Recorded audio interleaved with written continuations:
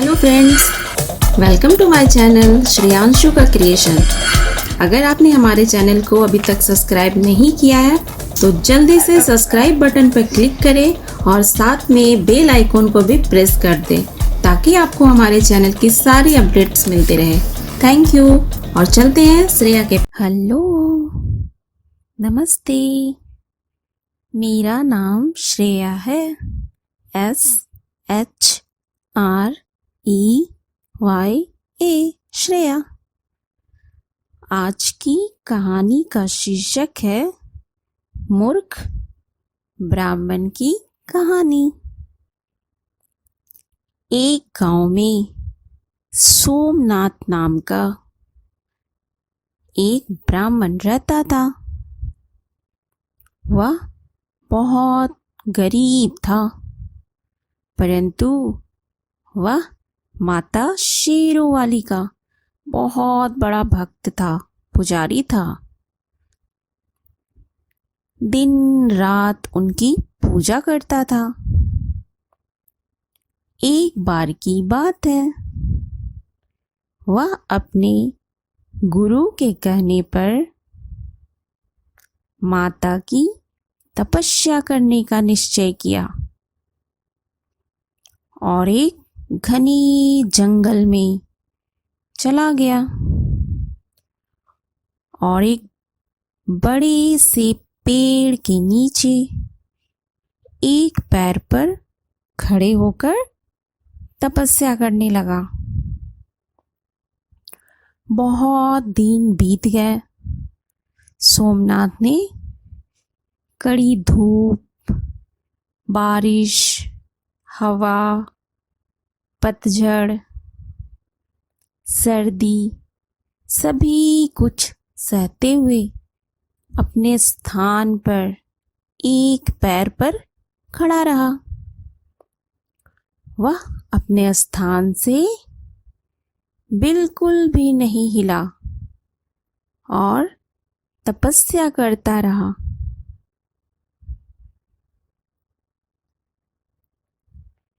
यह देखकर माता शेरोवाली बहुत प्रसन्न हुई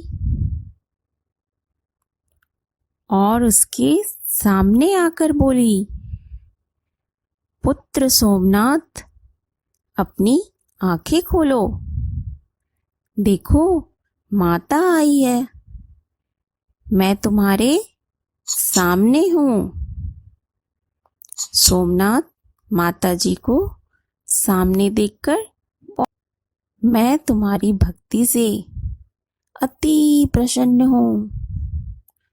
जो इच्छा हो मांग लो।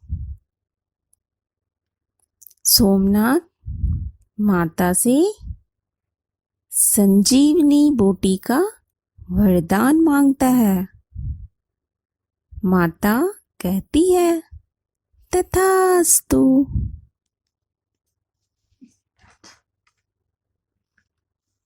और कहती है, पुत्र, यह लो संजीवनी। जिस किसी मृत व्यक्ति पर तुम इसका प्रयोग करोगे तो वह पुनः जीवित हो उठेगा, अर्थात उसे दोबारा जीवन दान मिल जाएगा और वह पहले से भी अधिक शक्तिशाली बन जाएगा तथा यह संजीवनी ना तो कभी सूखेगी और ना ही कभी समाप्त होगी। इतना कहते ही माँ दुर्गा वहां से चली गई। सोमनाथ इस संजीवनी को पाकर बहुत ही खुश हो गया और मुस्कुराते हुए अपने गांव की ओर चल पड़ा। परंतु उसके मन में अलग अलग तरह की बातें उठ रही थी। वह सोच रहा था, अब मैं मृत्यु को पराजित कर दूंगा। गांव में मेरी खूब प्रशंसा होगी। सब लोग मुझ पर गर्व महसूस करेंगे। पूरे गांव में मैं प्रसिद्ध हो जाऊंगा। हा हा हा हा हा। चलते चलते उसके मन में फिर से एक अलग विचार आया कि क्या माता ने मेरे साथ कोई मजाक तो नहीं किया है? यह कोई साधारण पत्ता तो नहीं? यह सोचते हुए वह इधर उधर देखने लगा। इतने में रास्ते पर एक मरा हुआ यानी मृत शेर दिखाई दिया। सोमनाथ उस शेर के पास गया और सोचने लगा कि मैं अपने इस संजीवनी बूटी का प्रयोग इस शेर पे करता हूँ, फिर मुझे मालूम पड़ जाएगा कि यह बूटी सचमुच जीवन देती है या नहीं।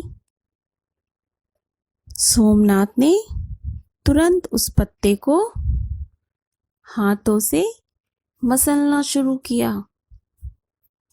और उससे जो जल या रस निकला उसे उस मृत शेर के ऊपर छिड़क दिया।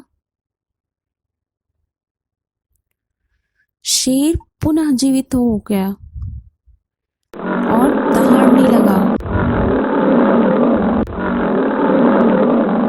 और पहले से भी ज्यादा शक्तिशाली हो गया।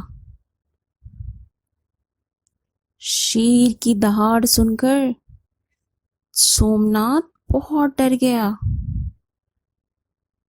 और कहा, ये मैंने क्या कर दिया? मैंने भूखा और मृत शेर को जीवित कर दिया। वह डर के मारे इधर उधर भागने लगा, परंतु शेर पहले से भी ज्यादा शक्तिशाली हो चुका था और वह शेर की ताकत के सामने टिक न सका और शेर ने उसे पकड़ा और मारकर खा गया। इस कहानी से हमें यह शिक्षा मिलती है कि किसी भी कार्य को करने से पहले हमें उसके परिणामों के बारे में अवश्य सोचना चाहिए। धन्यवाद। अगर आपको यह वीडियो अच्छी लगी तो प्लीज़ इसे लाइक एंड सब्सक्राइब करें। Thank you so much watching this video.